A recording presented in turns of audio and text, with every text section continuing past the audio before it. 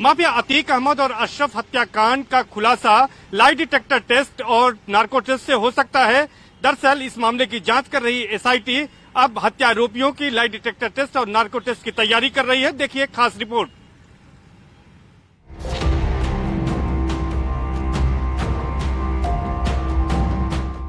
अतीक और अशरफ की हत्या क्यों हुई?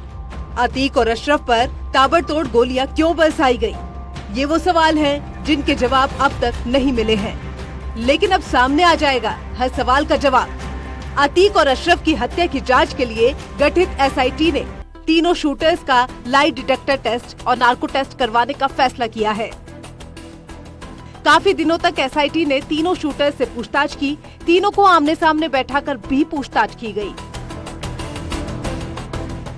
लेकिन ऐसे कई सवाल हैं जिनके जवाब अब तक नहीं मिल पाए हैं। लिहाजा अब इन तीनों शूटर्स का नार्को टेस्ट करवाने का फैसला लिया गया है। कॉलविन हॉस्पिटल में 15 अप्रैल की रात पुलिस की गिरफ्त में अतीक और अशरफ की गोली मारकर हत्या कर दी गई थी। पुलिस ने मौके से ही शूटर लवलेश तिवारी, सनी सिंह और अरुण मौर्य को गिरफ्तार किया था। जांच के लिए एडीसीपी क्राइम सतीश चंद्र की अध्यक्षता में एसआईटी गठित की गई है। शूटरों को पुलिस कस्टडी रिमांड पर लेकर पूछताछ भी की गई थी, लेकिन कई सवालों के जवाब में तीनों ने अलग अलग बयान दिए हैं। ऐसे में एसआईटी ने अब तीनों को नार्को टेस्ट करवाने का फैसला लिया है। माना जा रहा है कि नार्को टेस्ट से अतीक की हत्या की वजह का तो पता चल ही जाएगा, साथ ही पूरी तस्वीर भी साफ हो जाएगी। किसके इशारे पर हत्या की गई, हत्या के लिए सुपारी किसने दी, हथियार कहां से और किसने मंगवाए, हत्या की साजिश में कौन कौन शामिल था, ये वो तमाम सवाल हैं जिनके जवाब नार्को टेस्ट से मिलने की उम्मीद है। पूछताछ में पुलिस को पता चला था कि सनी सिंह को दिल्ली के गैंगस्टर गोगी ने तुर्की की जिगाना पिस्टल रखने के लिए दी थी, लेकिन गोगी की हत्या के बाद सनी असलहा लेकर अपने घर भाग गया था।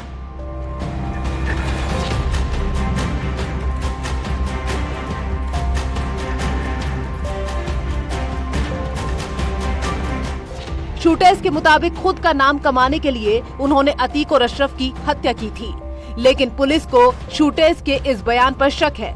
माना जा रहा है कि ये किसी के इशारे पर काम कर रहे थे और सुपारी लेकर इन्होंने अतीक और अशरफ की हत्या की थी। ऐसे में नार्को टेस्ट से इस पूरे मामले में कई सनसनीखेज खुलासे हो सकते हैं। Bureau report, news 18।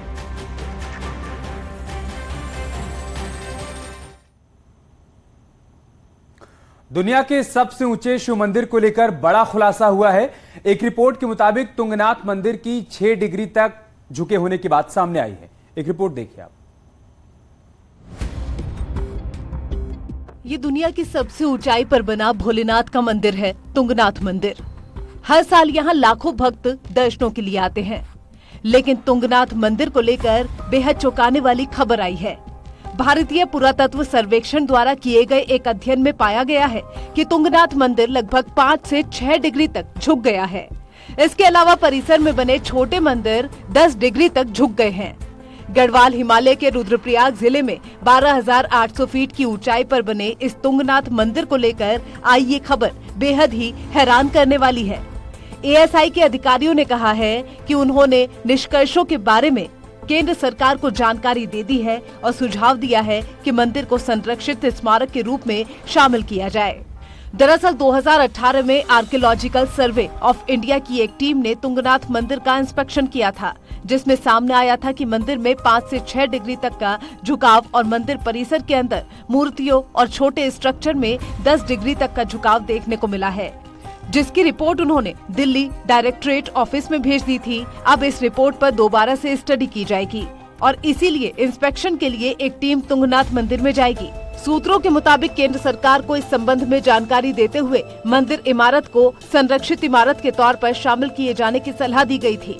हालांकि इस पर बीकेटीसी की बोर्ड मीटिंग में ये मुद्दा उठ चुका है। अब सबसे बड़ा सवाल ये है कि क्या वाकई तुंगनाथ मंदिर 6 डिग्री तक झुक गया है, और अगर वाकई ऐसा हुआ है तो ये क्यों हुआ है। एएसआई अब सबसे पहले इस मंदिर के बारे में विस्तार से रिपोर्ट तैयार करने में जुट गया है। सूत्रों के मुताबिक केंद्र सरकार की ओर से तुंगनाथ मंदिर को लेकर एएसआई से विस्तार में स्टडी करने को कहा गया है।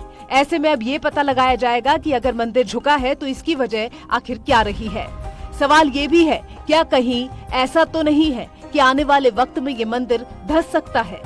इन तमाम सवालों के जवाब ढूंढना बेहद ही जरूरी है।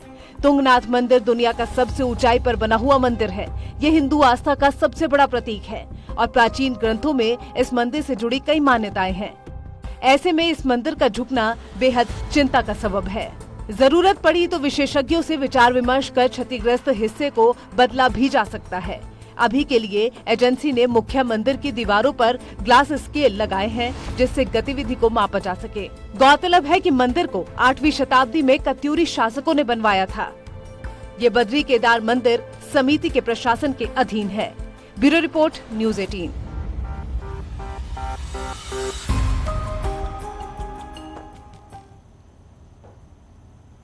खबरें लगातार जारी हैं, वक्त बहुत ही छोटे से ब्रेक का। आप बने रहे हमारे साथ। लौटते हैं ब्रेक के बाद, फिर से मिलते हैं।